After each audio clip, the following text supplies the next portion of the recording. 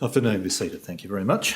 CICS 1 of 2023 of the Commission's own motion, 2023 State Wage Order pursuant to Section 50A of the Industrial Relations Act for decision. Now, no change in appearance. Mr Antrican for the Minister again today, thank you. Thank you, Chief. And I believe we have Ms Brereton, is that correctly? Yes, is that correct, that's from CCI? Yes. Thank you very much. And Dr Diamond from Unions WA. That's correct, Chief Commissioner. Thank you very much. Each year the Commission is required to make a state wage order to take effect on the 1st of July. The state wage order sets the minimum wage applying to employees 21 years of age and over, and for apprentices and trainees. Award rates of pay are also adjusted. Both written and oral submissions were received from the Minister, the Chamber of Commerce and Industry of Western Australia, and Unions WA. Written and oral submissions were also received from the Western Australian Council of Social Services and the Western Australian Local Government Association. In addition to the Minister's submission, the Commission had the benefit of a presentation by the West Australian Department of Treasury. We are grateful for both the written and oral submissions and the presentation, all of which have been of considerable assistance in our deliberations on this occasion. The Commission in court session must balance a range of factors in determining the state minimum wage. Necessarily, this involves both looking at recent economic and labour market data and also having regard to the year ahead in terms of forecasts as to key metrics. Whilst the contentions advanced by the parties and others making submissions may be seen to be broadly similar on each occasion, the Commission is required to sit and determine the state minimum wage, there can be differences in emphasis.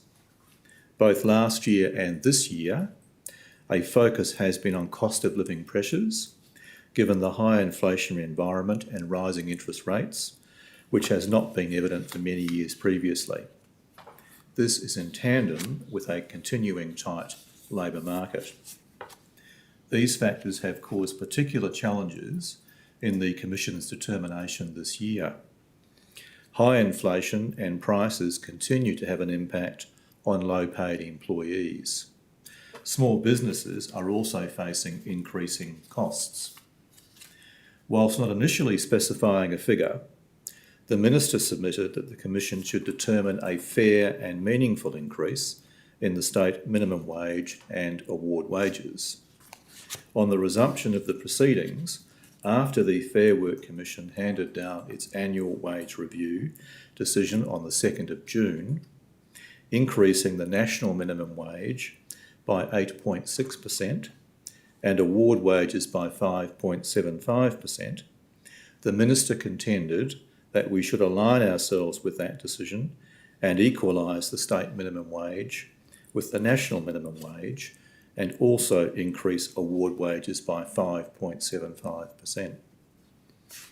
As with the Minister's initial submissions, the CCI did not nominate a figure by which the state minimum wage should increase. It submitted that any increase should be targeted towards the needs of the low paid and therefore it should be a flat dollar amount. Furthermore, any increase should not align with inflation as this would not be sustainable. The CCI submitted that the Commission should take a cautious approach to setting the state minimum wage on this occasion, given the uncertain economic outlook. Unions WA initially contended that the state minimum wage and award wages should increase by 7%. Unions WA later submitted that in view of the decision of the Fair Work Commission, two alternatives were advanced as to the state minimum wage. The first was to remove the nexus between it and the C14 classification rate and realign it with the C13 classification rate, as did the Fair Work Commission.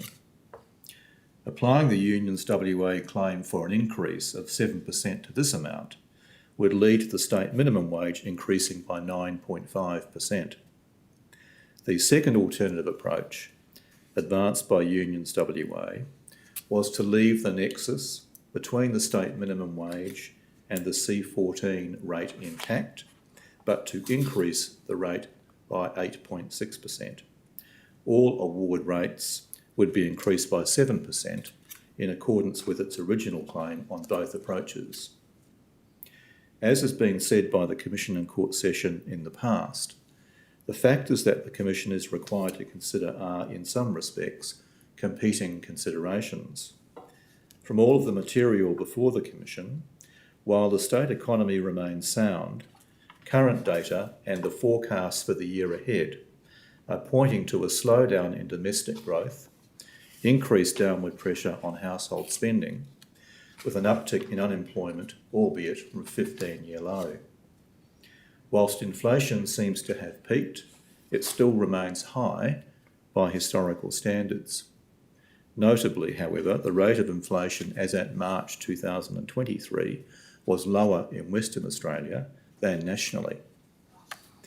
As we set out in our reasons, we are not persuaded on this occasion to alter our usual approach to adjust the state minimum wage and award rates of pay by the same amount, especially given the late stage of the proceedings that these matters were raised. For us to revisit the long-standing relationship between the two minimum wages would require a fulsome examination of the history and legislative setting to ensure there are no unintended consequences of such a change in approach. Having regard to all of the factors we're obliged to consider, the state minimum wage will be increased by 5.3%. Award rates will be adjusted by the same amount, with proportionate increases to juniors, apprentices and trainees. We now publish our reasons for decision and a minute of proposed general order.